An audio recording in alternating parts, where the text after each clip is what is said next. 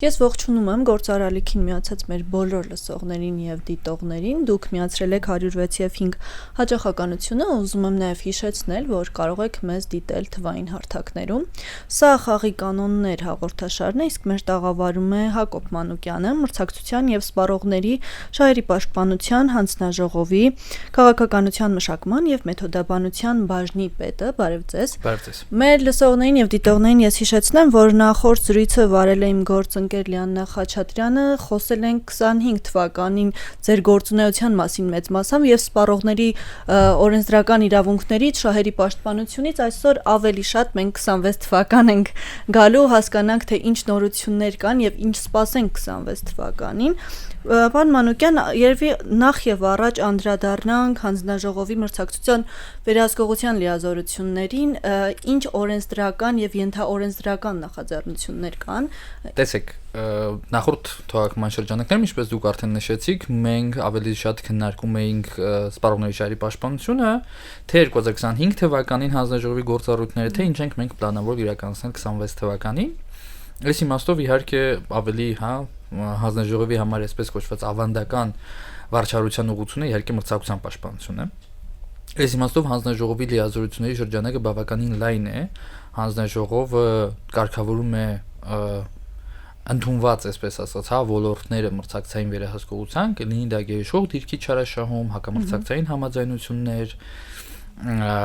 ամբարխիչ մրցակցություն եւ այլն։ Ինչը կուզենայի առանձնացնել 25 թվականի իմաստով գործընթացը, որը որ կշարունակվի նաև 26 թվականին, բանակցային ուժեղ դիրքի իրավախախտումներն են։ Ինչի նկատի ունենք մենք ասելով բանակցային ուժեղ դիրք, նախ ինստիտուտն ինքնին ավելի նոր է եւ այդ իմաստով բավականին դեռ զարգացման տեղ ունի ամբողջ աշխարհում։ Նմանություն ունի այն գերիշխող դիրքի հետ, բայց այդ գերիշխող դիրքի մասի դեպքում մենք քննարկում ենք ձեր հնարավորությունները արդեն ապրանքային շուկայում, այսինքն օրինակ, կարագի ապրանքային շուկան է, դուք շուկայի 50% մասնաբաժին ունեք, հետեւաբար դուք ունեք միանձնյա ազդեցություն ունենալու հնարավորություն շուկայի վրա, գների վրա, մասնակիցների վրա, մուտք, ելք եւ այլն։ Բանակցային ուժեղ դիրքի դեպքում մենք խոսում ենք այն իրավիճակի մասին, երբ դուք ձեր կոնկրետ կոնտրագենտի վրա ունեք ազդեցության հնարավորություն, օրինակ, նրա հաշվին, որ դուք ունեք ունիկալ ենթակառուցվածքային համակարգ, որը որ ապահովում է այդ ձեր կոնտրագենտ տնտեսավարող սուբյեկտի իրացման վերջնական շուկան։ Ամենահարմար օրինակը առևտրային ցանցերը, սուպերմարկետները։ Այո, ես հենց ուզում եի, որ հենց օրինակով հասկանանք, որ ավելին կարող է։ Երբ օրինակ դուք ունեք առևտրային ցանցեր, որոնք այդ շուկայում չունեն այդքան մեծ մասնաբաժին, բայց իրենք իրենցով հանդիսանում են հենց այդ իրացման շուկային հասանելիության միակ ելքը։ Օրինակ դուք փոքր համեմուկ արտադրող եք, անհնար է պատկերացնել, որ դուք ունենայիք Հայաստանի Հանրապետության տարածքում այդպիսի սփռման ցանց ձեր կապիտալի պայմաններում, ձեր միակ ելքը հասնել վերջնական սպառողին, դա կամ on-line վաճառքն է, որը իրականում նույն տրամաբանությամբ նույնպես բանակցային ուժեղ դիրքով տնտեսավարող է։ Եթե դուք դիտարկում եք օրինակ Wildberries-ը կամ դիտարկում եք նույն Facebook-ի անգամ marketplace-ը, նույն բանակցային ուժեղ դիրքի մասն ենք խոսում, ուղղակի սուպերմարկետը on-line է դառել։ Կամ off-line սուպերմարկետները։ Այսինքն դուք չունեք ամենայն հավանականությամբ այլընտրանք, հետևաբար ձեր կոնտրագենտը սուպերմարկետը այս դեպքում կամ հենց նույն էլեկտրոնային առևտրային հարթակը ունեն բանակցային ուժեղ դիրք կիրառելու հնարավորություն ձեր նկատմամբ։ Արտադրելու ձեզ պայմաններ, ստիպելու չաշխատել մնացած ոլորտում գործող տնտեսավարող սուբյեկտների հետ։ Թելադրողի դիրք։ Այո, այդ թելադրողի դիրք իրենք ունեն։ Այս մասով օրենսդրությունը արդեն 2020 թվականից հստակեցրել էր թե ընդհանուր կարգավորումը, որտեղ բանակցային ուժեղ դիրքը ոչ միայն, առևտրային հարթակների մասին է, ինքը այդ լայն սփռման հնարավորությունն ունի ձեր ենթակառուցվածքի օգտագործման իմաստով, բայց հատուկ ընդգծել էր, որ եթե դուք առևտրային ցանց եք, ով ունի 3 միլիարդ շրջանառությունից մեծ շրջանառություն եւ 4 առևտրային օբյեկտ, դուք միանգամից համարում եք բանակցային ուժեղ դիրք ունեցող տնտեսավարող սուբյեկտ, հետեւաբար ձեր կողմից օրինակ, ընտրողական եղանակով ծառայությունների մատուցումից հրաժարվել է։ Ինչ որ պայման թելադրել է պայմանագրերի մեջ, ինքնին կհամարվի օրենսդրության խախտում։ Սա մենք կարգավորում էինք արդեն մի քանի տարի, 2024 թվականից մենք որոշեցինք կարգավորման դաշտի մեջ ներառել նաև կարևոր խնդիր, որի մասին շատ ազդակներ էինք ստացել, դա ուշվճարումների խնդիրն էր։ Մեզ շատ էին բողոքում փոքր տնտեսավարող սուբյեկտները, գյուղացիական տնտեսությունները, որ նույն սուպերմարկետները կամ այս տրամաբանության մեջ կարևոր է նաև հասկանալ, որ նույն օրինակ խոշոր մթերող ընկերությունները, գործարանները պահածոների, խմիչքի արտադրամասերը, իրենք նույն տրամաբանությամբ ունեին հենց այդ նույն գերիշխող դիրքի բանակցային ուժեղ դիրքի բովանդակությունը։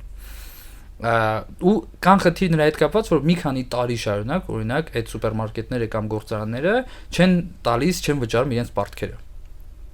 Իսկ գյուղացիական տնտեսությունները հատկապես շատ զգայուն են այդպիսի գործընթացի նկատմամբ, որովհետև դուք պատկերացրեք, փոքր գյուղացիական տնտեսություն, օրինակ խաղողի արտադրությամբ է զբաղվում, խաղողի մթերման շրջանում մթերումն իրականացվել է, վճարումը 1-2 տարի չի իրականացվում։ Իսկ այդ մարդու ամբողջ բիզնես մոդելը կազմված է հենց այդ գումարի ստացման վրա։ Հա, ու ստացվում է, որ վարկից վարկ է բխում, այսպես ասած, ինքը մի վարկով փորձում է փակել մյուս վարկը, որովհետև դեռ չէր ստացել գումարը, եւ նա հայտնվում է այդ վարկային ծանր բեռի տակ։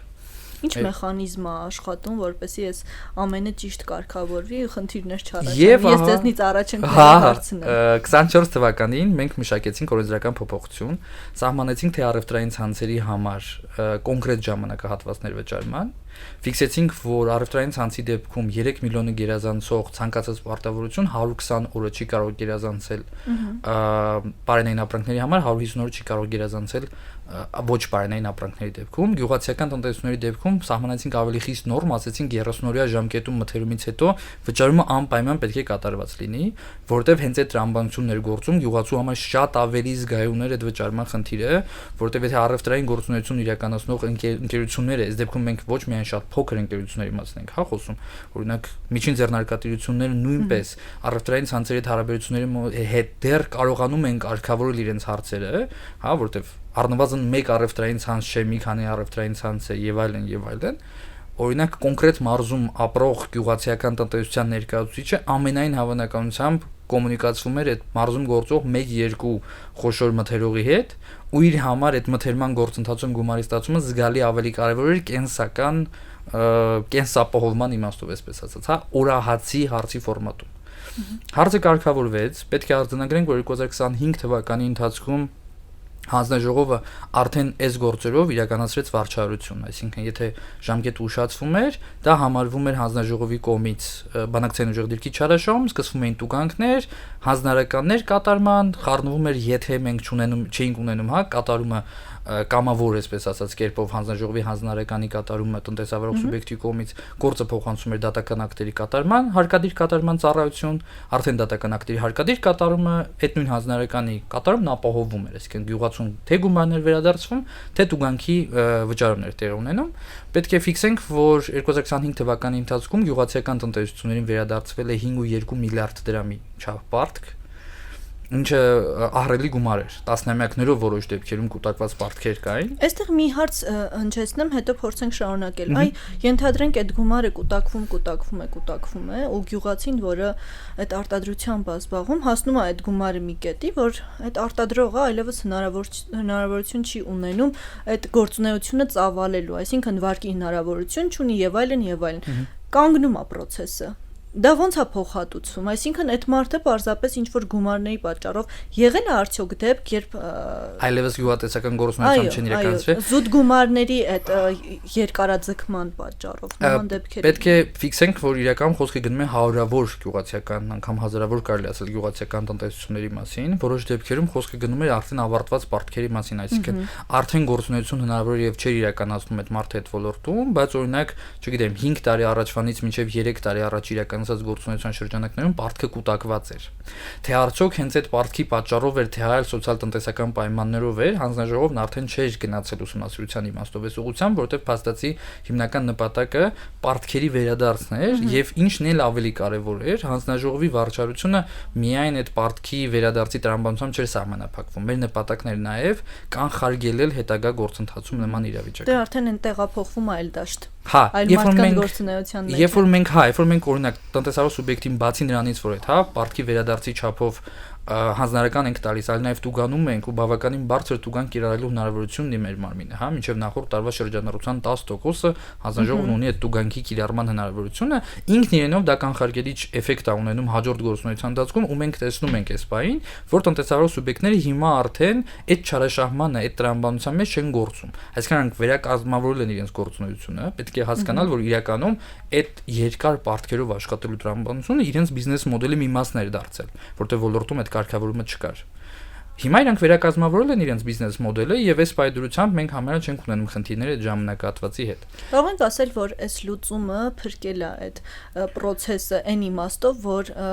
ավելի շատ արտադրողներ են հայտնվել դաշտում, այդ համայնքը մեծացել է ու համագործակցությունները ավելի ամուր հիմքերի վրա։ Մենք այստեղ կուզենայի դեպքում ընդլայնել նաև օրենսդրական փոփոխությունների դաշտը, որովհետև մենք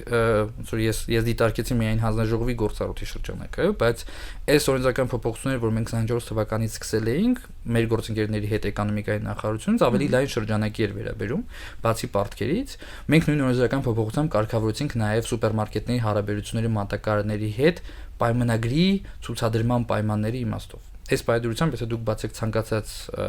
առևտրային ցանցի կայք, կտեսնեք այնտեղ տիպային պայմանագիրը։ Կտեսնեք նաև ապրանքի ցուցադրման հստակ պայմանները։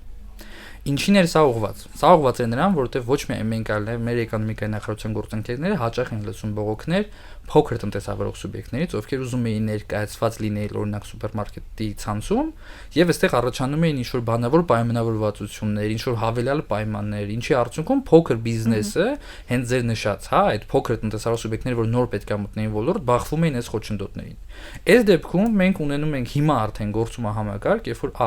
տնտեսավարող սուբյեկտները ունեն հնարավորություն միանգամից ծանոթանալու են պայմանագրին, որ իրանք ստորագրելու են այդ առևտրային ցանցի հետ աշխատելու շրջանակներում, եւ առևտրային ցանցը ունի հնարավորություն 15 տարբեր պայմանագիր օգտագործել, կա տիպային պայմանագիր մատակարարի հետ շփման իմաստով։ Կա հստակ ցուցադրման պայմաններ, սա էլ է շատ կարևոր, որովհետեւ որոշ դեպքերում մեր փոքր ու միջին ձեռնարկությունների ներկայացուցիչներն ասում էին, որ գիտեք ինչ կա, ներկայացվում ենք, բայց այնպեսի հատվածում են դնում, որ մեր ապրանքը չի երևում, մենք չենք հասկանում, թե ոնց է որոշվում, ապրանքի դիրքը, տեղը դարակաշարի վրա, ինչ որ հավելյալ կրկին պայմանների եւ բանավոր պայմանավորվածությունների տեղ է բացվում, ինչը խնդրահարույց է։ Այս հարցը նույնպես կարգավորվեց, որովհետեւ հիմա այդ բոլոր պայմանները, թե դարակաշարի որ հատված ինչքան արժի, ինչ կրիտերիայով են դրանք դրվում, ինչ ծավալի եւ այլն, ամեն ինչը նույնաբար ներկայացված է բոլոր առևտրային ցանցերի էլեկտրոնային կայքեջրում։ Էլեկտրոնային կայքեջ ունենալն ինքնին դարձել է պարտադիր պայման առևտրային ցանցերի համար, եթե առաջ դա արդեն կապված է իրենց բիզնես մոդելի հետ, թե արդյոք նրանք ուզում են էլեկտրոնային վաճառքով զբաղվել, թե չէ։ Հիմա արդեն հարցեր այսօր էլ չէ։ Պարտադիր է հենց այդ տրամաբանությամբ հիմա։ Այսինքն անգամ եթե դուք չունեք էլեկտրոնային վաճառքի հնարավորություն, այսինքն ես չունեմ հնարավորություն այդ էլեկտրոնային զամբյուղով ձեր միջոցով առաքում եւ այլն այդ գործընթացի կազմակերպման, եթե դուք առևտրային ցանց եք, դուք պարտավոր եք ունենալ առնվազն այս տեղեկատվության ներկայացման համար պարտավոր եք ունենալ կայքեջ։ Ու այդ ձեր ասած միտքը կապված նրան հետ, որ փոքր ու միջին բիզնեսի համար ավելի հեշտ դարձավ մուտքը շուկա, կարող ենք արձանագրել, որ այս կարգավորումները հենց դրան էլ ուղղված էին, որ ոչ միայն այն նախորդ պարտքերի շրջանակը լուծվեր, այլ նաև հենց շուկա մուտք գործողի համար իրավիճակն ավելի հեշտ լիներ, հասկանալի լիներ, թե որ ոլորտ են մտնում։ Եթե անդրադառնանք, թե մենք արդեն 26 թվականի շրջանակներում ինչ ենք պատկերացնում, այստեղ պետք է ամրագրենք, որ ինքը ինստիտուտը բավականին նոր է եւ այդ իմաստով նաեւ մենք արձագանքների հիման վրա փոփոխում ենք տրամաբանությունը։ Ճկուն է դեռևս ու փխրուն է շատ կարծում եմ։ Նաեւ փխրուն է, այդ իմաստով շատ կարեւոր է կոմունիկացիայի ապահովումը թե տնտեսավարող սուբյեկտների հետ, ովքեր մատակարարի կարգավիճակում են, թե առևտրային ցանցերի ու այդ խոշոր տնտեսավարողների հետ, ովքեր մթերում են իրականացնում։ Այս իմաստով մենք արդեն հաջորդ փուլ օրենսդրական փոփոխություններում որոշակի հնարավորության տեղ թողեցինք նաեւ յուղացիական տնտեսությունների իմաստով, որովհետև արդեն բացի նրանից, որ նախորդ բոլոր խնդիրները լուծված էին, փաստացի մենք արդեն կառուցում էինք ապագային ուղղված մոդելը աշխատանքի, թե ոնց պետք է հարաբերվեն մթերողները մատակարարների հետ, յուղացիական տնտեսությունների հետ։ Այստեղ մենք ամրագրեցինք հավելյալ հնարավորությունը 30-օրյա ժամկետի, որի շրջանակներում եթե տնտեսավարող սուբյեկտը առաջին 30 օրը, որ ես ձեզ ասացի, մթերումից հետո այդ ժամանակահատվածում մուծումը չի իրականացնում, նա ունի հնարավորություն այդ երկրորդ 30 օրվա ընթացքում մուծումն իրականացնի, բայց այն դեպքում, եթե այդ հավելյալ օրերի տրամաբանության մեջ, որոնք որ այդ 30 օրը գերազանցում են, հավելյալ տոկոսագումար վճարի յուղացիական տնտեսությանը։ Այսինքն այստեղ մենք տվեցինք մի փոքր ավել հնարավորություն նաև մթերողին իր բիզնես մոդելում, ֆինանսական հոսքերի կառավարման իմաստով, բայց անպայման հավելյալ ֆինանսական մուտքով յուղացիական տնտեսության համար, որովհետև մենք մտքում պահում ենք այդ միտքը, որ գյուղացիական տնտեսության համար շատ կարճ ժամանակում գումարի ստացումը օրահացի օրվա կենսագործունեության հարց է։ Այդ իմաստով այդ 30-օրյա ժամկետն ուղղակի երկարաձգելը տրամաբանական չէ լինի, ու դրա համար մենք ավելացրեցինք հավելել այդ կարգավորումը, որ այս դեպքում եթե 30 օրը գերազանցվի օրինակ 10 օրով, գյուղացին ոչ միայն հետ կստանա այդ գումարը, այլ նաև այդ հավելյալ տոկոսը, որը որ հաշվարկվում է կենտրոնական բանկի վարկային տոկոսի տրամաբանությամբ, այսինքն տրամաբանությունը այնպիսին է, որ գյուղացին 10 օրով պարտք տվեց մթերողին այդ գումարը, որի դիմաց ստացավ հավելյալ եկամուտ։ Այս կարգավորումը նույնպես արդեն կա օրենսդրության մեջ, ինչ ենք մենք մտածում 26 թվականի համար, հիմնական տրամաբանությունը կապված է լինելու վարչարության իհարկե շարունակման հետ, մենք անընդհատ մոնիտորինգ ենք անում ոլորտը,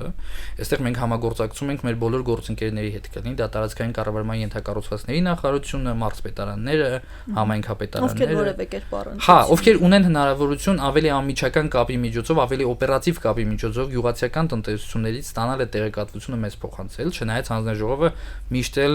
բաց է ցանկացած ուղիղ, հա, ազդակի իմաստով, թե էլեկտրոնային փոստի միջոցով, թե հեռախոսահամարի միջոցով հանձնաժողովը շարունակում է ստանալ որոշակի ազդակներ, որոնք ուսումնասիրվում են, կոնկրետ լուծումներ ստանում իրավիճակները, բայց այն ինչի մասին մենք կմտածենք 26 թվականի ընթացքում եւ հիմա գործընթացի մեջ է, դա արդեն վարչարության իրականացման մասով, հա, հնարավոր գործընթացներ են, այսինքն օրինակ ավելի բարձրացված վարույթների տրամաբանությունը այս кейսերի դեպքում կամ տուգանքների մեթոդաբանության փոփոխություն էլի այս кейսերի դեպքում հաշվի առնելով, որ մենք ունենք սպეციფიկ իրավիճակ, երբ որ փաստացի ազդեցությունը կապված է ոչ թե ընդհանուր ոլորտի հետ, այլ կապված է ուղիղ հարաբերությունների հետ կոնկրետ տնտեսավարող սուբյեկտների միջև, հա, ու այս դեպքում հնարավոր է որ պարտքի չափը կամ իրենց գործունեության շրջանառությունը դառնան այն քննարկման առարկան, որի վրա կկառուցվի, հա, տուգանքի տրամաբանությունը։ Պարոն Մանուկյան, այս հարցը փորձենք ամփոփել ու մեր հանրությունը թվեր շատ է սիրում եւ թվերը միշտ գրավիչ են։ Արդյոք հստակ թիվ կարող եք տրամադրել, թե ինչքան գումար ընդհանուր առմամբ վերադարձվել է կարգավորման շնորհիվ։ Հա, այդ թվերի շրջանակներում էր, որ 5.2 միլիարդ էսպային կարող ենք նշել, փոքր-ինչ ավել հնարավոր է, մի քանի միլիոնի մասին է խոսքը, հա, ավել ընթացիկ գործընթացի շրջանակներում 5.2 միլիարդ վերադարձվել է գյուղացիական տնտեսություններին, իրենց հարաբերությունների մթերողների հետ, այս իմաստով, եւ 1.3 միլիարդ էլ վերադարձվել է սուպերմարկետների մատակարարներին, ելի իրենց սուպերմարկետների նախքին տարիներին կուտակված պարտքերի իմաստով, այստեղ ուզում եմ հատուկ ընդգծեմ, որ թիվը եթե անգամ, հա, մեկ թվով ներկայացնելուց հնարավոր է չի առաջացնում ընդհանուր տպավորություն, ուզում եմ հիշեցնեմ, ավելի շուտ ընդգծեմ, որ խոսքը գնում է մի քանի միլիոն դրամների մասին, հա, այսինքն 3 միլիոն, 5 միլիոն, ինչի հաշվառմամբ խոսքը գնում է հազարավոր տնտեսավարող սուբյեկտների մասին, հազարավոր գյուղացիական տնտեսությունների մասին։ Գյուղացիական տնտեսությունը հնարավոր է օրինակ պարտք ունեցել տարվա ընթացքում 600,000 դրամ։ Այս դեպքում եթե սուպերմարկետների դեպքում մենք ֆիքսել էինք 3 միլիոնը հենց այն տրամաբանությամբ, որ առևտրային հարաբերությունների մեջ է տնտեսվարողը տնտեսավարող սուբյեկտի հետ եւ գոնե, հա, սուպերմարկետը ունենա այդ լուֆտը, ունենա այդ հնարավորությունը, գյուղացիական տնտեսության դեպքում մենք անգամ 5 դրամի պարտքը համալեն կենսական կարևորության պարտք եւ անպայման վերադարձի պարտավորություն ենք դրել, ու արդյունքում գյուղացիական տնտեսությունների այդ 5.2 միլիարդը գեներացվել է 100,000-ավոր դրամների կամ միլիոնավոր դրամների շրջանակներում իր մեջ ներառելով հազարավոր գյուղացիական տնտեսությունների։ Բացի այն գործառույթները, օրինակ տնտեսավարող սուբյեկտների միջև մրցակցությունը, սպառողների շահերի պաշտպանությունը, արդյոք պետական մարմինների հանդեպ որոշակի լիազորություններ ունեք, այդ մասով 2026-ը ինչ է նախատեսում ու դուք ինչ եք պլանավորում որ լինի։ Այս իմաստով իհարկե հանձնաժողովը բացի տնտեսավարող սուբյեկտների միջև մրցակցության պաշտպանությունից եւ սպառողների, հա, շահերի պաշտպանությունից ունի առանձին լիազորություններ կապված պետական մարմինների հետ։ Այս դեպքում կրկին հանձնաժողովի հիմնական նպատակը ապահովելն է արդար ազնիվ թափանցիկ տնտեսական մրցակցությունը, ու ինչ հիմնական ռիսկեր մենք ունենք պետական մարմինների հետ հարաբերությունների իմաստով։ Առաջին բլոկը կապված է պետական մարմիններում գնումների իրականացման հետ։ Այսինքն, երբ որ պետական մարմինը անցկացնում է գնում, այստեղ մենք էլի երկփեղկված պատմություն ունենք։ Հակամրցակցային համաձայնություն մասնակիցների միջև, երբ որ իրենք ստեղծում են հենց իրավիճակ, որ օրինակ կոնկրետ հատվածում կամ կոնկրետ գնման մրցույթում հաղթում է կոնկրետ ընկերությունը, կամ իրար հետ փոխկապակցված ընկերություններով գնման մրցույթի մասնակցություն, որի արդյունքում օրինակ փորձվում է չեղարկել, հա, այնպես անել, որ գնամրցույթը արդյունք չունենա, հա, ապարդյուն անցնի եւ նորից սկսվի գործընթացը նախարարության կողմից։ Այստեղ տարբեր նպատակներ կան ունենան տնտեսարող սուբյեկտները, կամ նույնի հակառակը, երբ որ պետական մարմինը ինքը իր տեխնիկական առաջադրանքում, հա, գնման գործընթացի պայմաններում ինչ որ խնդրահարույց կետեր ունի, իր պատկերացմամբ այդ կետերը բխում են իր սոցիալական, իր հանրային նպատակից, այսինքն օրինակ էլեկտրոնային ծառայությունների գնման մրցույթում այնպիսի մանր հստակ շատ ոլորտային փոքր նկարագրություններ ունի, որի արդյունքում օրինակ շուկայի մասնակիցների 90%-ը գնման մրցույթին չեն կարողանում մասնակցել, բայց ինքը օրինակ բացատրության մեջ ասում է, բայց հենց կոնկրետ այդ տեսակի մասնագետներ ինձ պետք։ Ուստեղ մեր քննարկումը ավելի շուտ այն դաշտում է, բայց արդյոք օրինակ եթե մի փոքր ավելի լայն լիներ ձեր նկարագրությունը այդ գնման մրցույթի, մենք չէինք ունենա եւս 10 մասնակից, բայց ձեր կարիքը բավարարված կլիներ։ Ու այն դեպքում, որ հանձնաժողովն ապացուցում է, որ դա հնարավոր էր, մենք նախազգուշացում ենք տալիս պետական մարմնին եւ ասում ենք գնման մրցույթը պետք է չեղարկես եւ նորից գնման մրցույթ անցկացնես։ Այդպիսի դեպքեր շատ են ունեցել։ Ինչ վերաբերում էր 25 թվականի գործընթացներին, որոնք որ կշարունակվեն 26 թվականին, այստեղ երկու հիմնական գործընթաց կանանցնեմ։ Առաջինը կապված էր դասագրքերի տպագրության հետ։ Կրթության նախարարության հետ մենք բավականին սերտ համագործակցությամբ կատարեցինք ուսումնասիրություն կապված կրթության նախարարության կողմից, կրթության, գիտության, մշակույթի եւ սպորտի նախարարության եւ հենց գրքերի տպագրությամբ, հա, այդ դասագրքերի գործընթացով զբաղվող պետական հիմնադրամի գրքերի ձևավորման գործընթացում հարաբերակցության մասով։ Կա այսպիսի ընդհանուր իրավիճակ, որպեսզի մեր ունկնդիրներն էլ բարձ դառնա, հա, պետական բյուջեի հաշվին ֆինանսավորող դասագրքերի տպագրությամբ զբաղվում է նախարարությունը։ Ծնողների հաշվին ֆինանսավորվող դասագրքերի տպագրությամբ, այսինքն այն հավելյալ մասնաբաժինը այսպես կոչված, հա, երբ որ դուք դպրոցական երեխաներ ունեք, կհասկանաք, որ կա բազային, հա, պետական բյուջեով ֆինանսավորված դասագրքերի ծավալ եւ կա հավելյալ ծավալը, որի համար հավելյալ վճարումներ են իրականացնում ծնողները, սա տպագրվում է արդեն հիմնադրամի կողմից։ Եվ մենք բարձել ենք, որ այս գործընթացների միջև կա որոշակի անհամաչափություն։ Այսինքն օրինակ նույն մաթեմատիկայի 7-րդ դասարան գրքի շրջանակներում նախ պայմանները գնման մրցույթի իրականացման տարբեր են։ Չափման միավորներն են տարբեր, օրինակ նախարարությունը հաշվում է տպագիր մամուլով, այսինքն 16 էջի քանակով եւ տպակ քանակով։ Հիմնադրամը հաշվում է միայն մամուլով։ Նախարարությունը տպագրման ժամանակ էջի չափերը սահմանում է երկու տարբեր չափերի շրջանակներում, իսկ հիմնադրամը միայն մի չափ ունի։ Ու այստեղ հաշվի առնելով, որ իրական մաթեմատիկա իսկ ոլորտը բավականին փոքր է, ընդունենք, որ Հայաստանում դասագրքերի տպագրությամբ զբաղվող շատ ընկերություններ չկային, էլ ավելի է նեղանում այս ոլորտը նրա հաշվին, որ տարբեր չափանիշների միաժամանակ պետք է համապատասխանես, եթե օրինակ մաթեմատիկայի 7-րդ դասարանի դասագիրքն ես ուզում տպել։ Արդյունքում մեր վերլուծության արդյունքները ներկայացվել են նախարարությանը 26 թվականին մենք ակնկալում ենք, որ առաջինը ինչ որ պետք է անել, պետք է հստակեցնել եւ միասնականացնել այս չափորոշիչները։ Որևէ արձագանք կա այս պատերությամբ։ Իհարկե, կրթության նախարարության հետ մենք ունենք այս բան աշխատանքային խմբի ֆորմատում աշխատանք եւ մեր հիմնական գործընթացներն ուղղված են ելնելուց հետ միասնական չափորոշիչների մշակման գործընթացում հանձնաժողովի կողմից եթե անհրաժեշտություն լինի խորհրդատվական կարծիքի ներկայացման, թե հենց պետական գնումների անցկացման շրջանակներում, որտեղ մենք տեսնում ենք, որ ոչ միայն ինքնին չափորոշիչն է տարբերվում, այսինքն նույն մաթեմատիկայի գրքի տպագրման վերաբերյալ տարբեր մոտեցումներ ունի նախարարությունն ու հիմնադրամը, որի մասով մենք արձանագրել ենք, որ մենք բավարար մասնագիտացված գիտելիք չունենք կապված գրքի տպագրության իմաստով, հա, այդտեղ պետք է արդեն նրանք երկխոսեն, հասկանան, որն է միասնական մոդելը,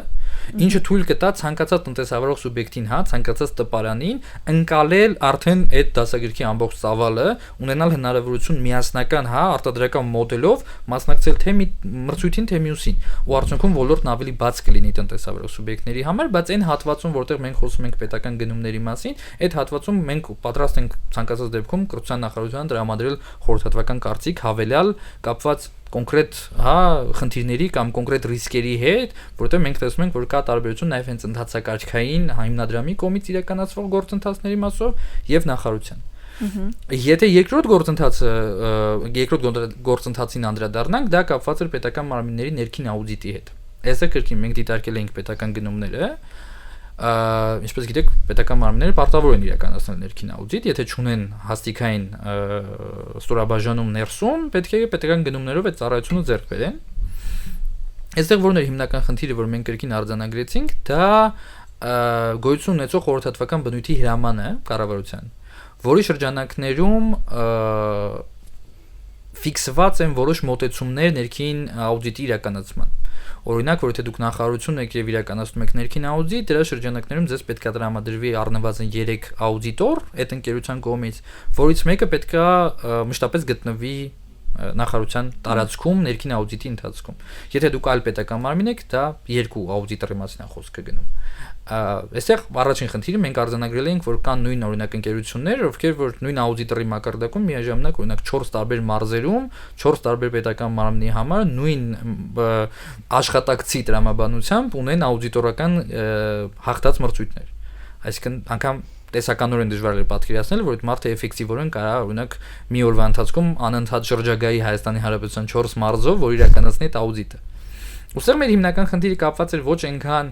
պետական մարմինների կողմից իրականացված գործընթացի հետ, որովհետև մենք նկատում ենք տենդենս, որ պետական մարմինները շատ հաճախ օգտվում են այդ հրամանից, որը խորհրդատվական է փաստացի, պարտադիր պայման չի, բայց ուղղակի վերցնում են որոշ հղումներ, որոշ կետեր այդ բովանդակությունից, չեն հստակեցնում եւ չեն կարգավորում այդ կետերը ըստ իրենց պահանջմունքի, ու առնչվում մենք ունենում ենք անհամապատասխանություն որակի վերջնական արդյունքի ներքին աուդիտի մրցույթներում։ Այս դեպքում արդեն ֆինանսների նախարարությանը մենք առաջարկել ենք 26 թվականին մենք արդեն այդ գործընթացի մեջ ենք փոխել նախ այդ հրամանը ավելի հստակեցնել այն, որպեսզի ունենանք այս պայծրությամբ անհրաժեշտ ծառայությունների բովանդակություն, ներքին աուդիտի, եւ դրան գումարած ավելացնենք վերահսկողություն այդ ներքին աուդիտի գործընթացի նկատմամբ, որպեսզի ունենանք նաեւ վերահսկողություն արդեն իրականացված, ներքին աուդիտների, արդեն հաղթած մրցույթների շրջանակներում այդ ընկերությունների կողմից մատուցված ծառայությունների նկատմամբ։ Շատ լավ, մենք մի քանի րոպե ժամանակ ունենք, ես ուզում եմ, որ կարևորագույն հարցերը այն ինչ որ 26-ի համար նախատեսում ենք, փորձենք այսօր այս հաղորդման ընթացքում հասկանալ, որ արդեն կետ արդեն առաջ գնանք։ Հանձնաժողովը գիտենք, որ վարորդային գործառույթներով եւ գործողություններով այսպես միշտ առաջնորդվել, շարժվել է, բացի դրանից արդյոք ոլորտային ուսումնասիրություններ եւս նախատեսում է 26-ը ինչա ցույց տալու այդ մասով նոր ուղղություններ լինելու են։ Իհարկե, հանձնաժողովը ամեն տարի իրականացնում է ոլորտային ուսումնասիրություններ, հաշվի առնելով մեր ժամանակի սղությունը, այս հաղորդման շրջանակներում չենք հասցնի անդրադառնալ թերևս արդեն իրականացված ոլորտային ուսումնասիրությունների արդյունքներին, բայց դա իրոք 26-ը արժևում է, մենք կհասցնենք անպայման։ Հուսամ առանձին հաղորդման շրջանակներում այդպիսի քննարկում կունենանք, որովհետև դրանք իրականում շատ կարևոր եւ այդ ընտրված ոլորտների համար ապագայի զարգացման իմաստով շատ հիմնարար փաստաթղթեր են ստացվել։ Հաջորդ տարվա համար նույն տրամաբանությամբ հանձնաժողովը կընտրի 3 շուկա, ուսումնասիրի այդ շուկաները։